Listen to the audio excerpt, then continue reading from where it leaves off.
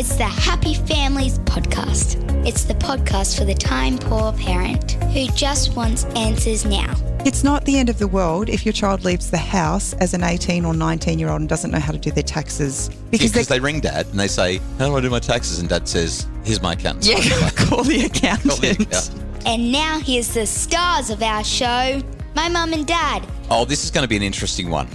This is Dr. Justin Coulson, by the way. I'm here with Kylie. Mrs. Happy Families, my wife and mum to our 6 kids. Today, a conversation about the 100 life skills that teenagers need to know. It comes from a website called Grown and Flown, 100 essential life skills teens need to learn at home. We have not scripted this. We have no idea where this is going to go, but we thought we were just going to spend a few minutes to go through the list, literally from number 1 right through, and talk about whether or not we were able to do it when we were kids, leaving home, and whether or not our teens can do this now. We think that you might have some fun listening along, playing along, and working out what you still need to teach your kids when it comes to growing up, leaving the nest, and getting on with their lives. Obviously, this is going to be more relevant for some than others, but it's going to happen to all of us eventually. So, Kylie, are you ready for this? Shoot. Okay. We'll also include the link, by the way, in the show notes to this particular article. They've said, do you ever wonder if you've taught your teens enough life skills to go out into the real world and succeed? School fills them with facts and numbers, history, maths, writing skills, rudimentary sciences. But do our teens have the life skills to function in their day-to-day lives? If you could craft a series of 15-minute you need to know this to function in the world lessons, what would they be?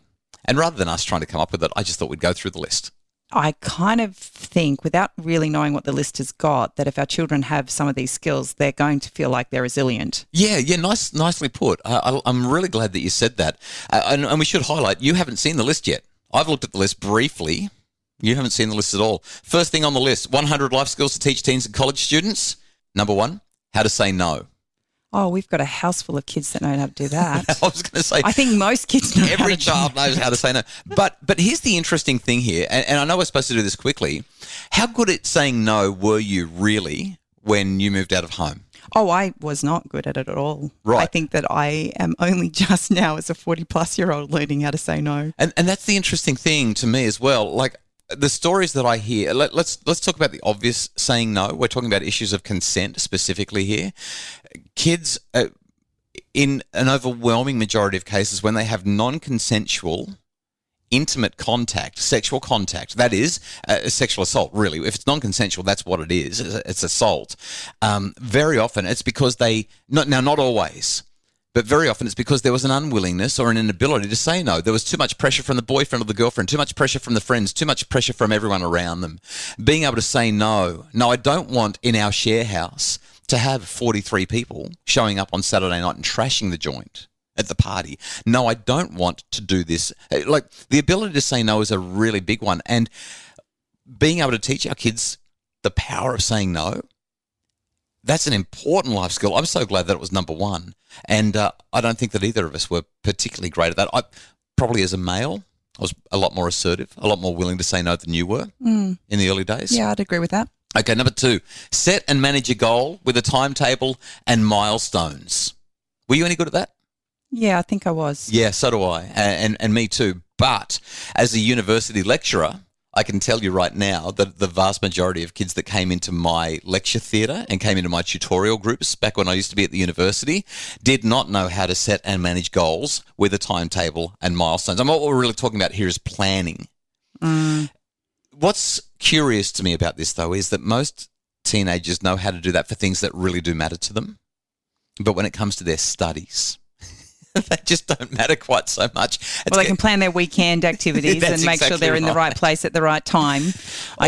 Although, I don't know if you've noticed this with our own kids. Have you noticed how they don't really make plans anymore? They just wait and see what's going to happen. Let's see where the tide takes us. Oh, yeah, I said yes probably to that thing, but now someone else is doing that thing and I'm going to go and do that instead. Have you noticed that there's a lot less planning that goes on with teenagers today? Yeah. I don't know if it's necessarily that there's a lot less planning. I think that we're just unaware of it because our children are able to communicate without needing us anymore. Yeah, they're not standing in the hallway at home. That's right. Talking on and the phone. they're not talking; they're texting. They're texting, yeah. So we're not hearing those conversations. But I would say that there is a lot of planning going on. Many times I'll have a message from a family friend who'll say, "Our girls have been scheming. Right. They want to get together. When can we make this happen?" Yeah, but long-term plans, I mean, and I want to highlight here developmental appropriateness. They probably won't really get it together until they're in their late 20s. It's just the reality of life. Some people still struggle in their 30s and 40s. We know people like that. The next thing on the list is communicate with and get to know their professors and teaching assistants. So I'm going to take the lead on this one because most students that I taught, and I taught thousands of them when I was at university, they didn't ever get to know anyone that they needed to know to help them in their study journey. And I think that's an important one.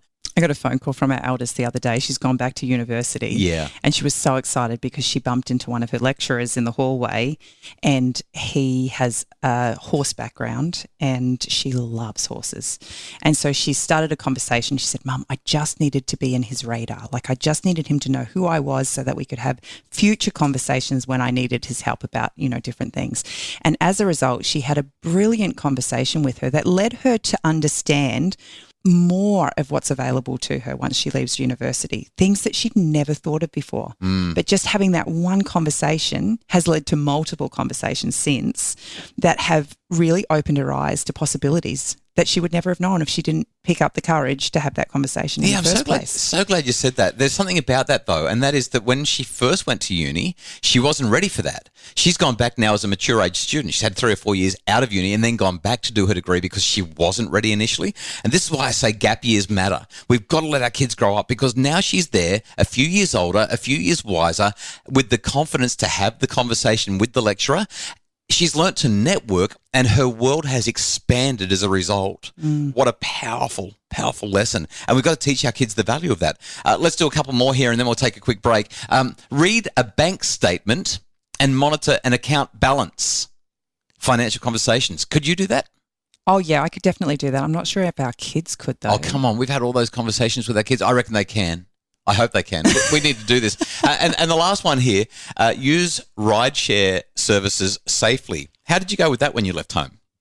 Oh, I still can't do that. They didn't exist though, right? I mean, unless you're talking about taxis and public transport, but yeah, you don't even like doing Uber now, do you? No, I hate it.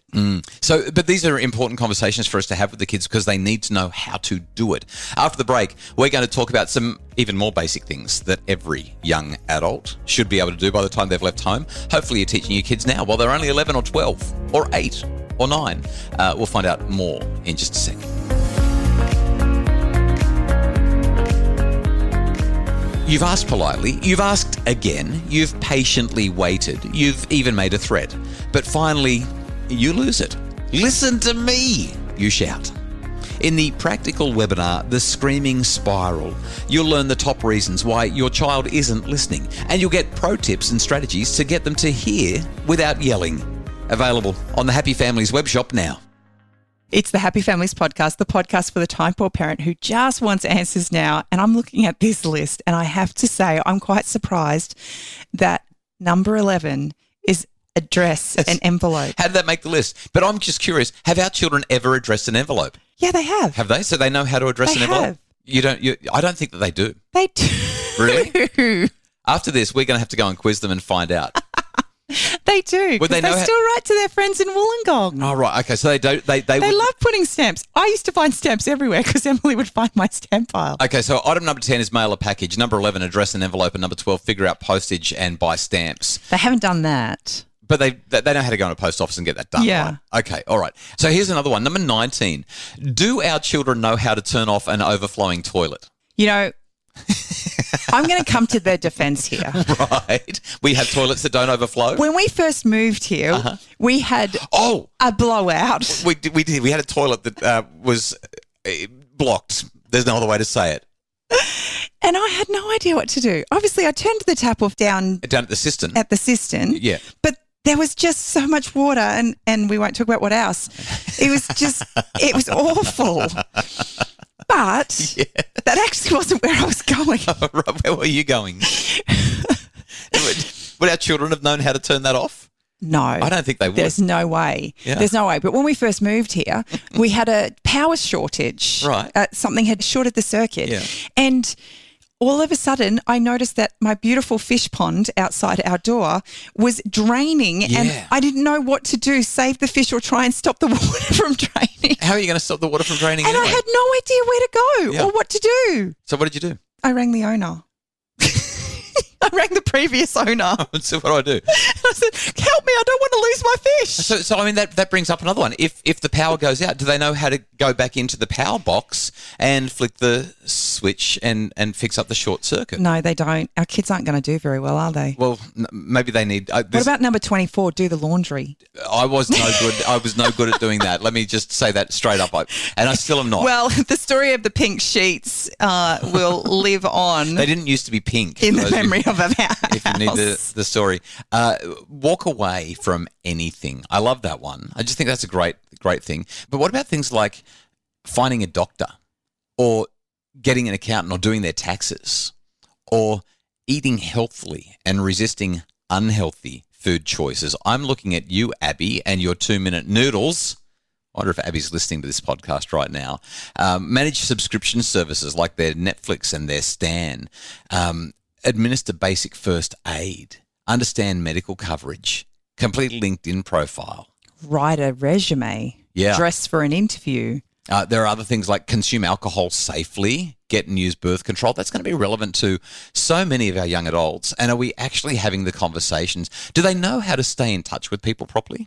Like, remember that you actually have relationships? Know when to seek medical attention. And the list goes on and on and on. Oh, prepared to be pulled over when you're driving. I'm not sure how we do that one. And do they know how to turn off a smoke alarm? Oh, gosh. I love this. Number 68 on the list says use a fire extinguisher. I still don't know how to use that. I wouldn't have a clue. I mean, I'm sure I could figure it out, but never had to do that before. You know, it's interesting. I'm reading this list, and obviously it's very comprehensive and it's a bit American. But the reality is so much of these things you learn as you go. Yeah. Like, it's not the end of the world if your child leaves the house as an 18 or 19-year-old and doesn't know how to do their taxes straight away, right? Yeah.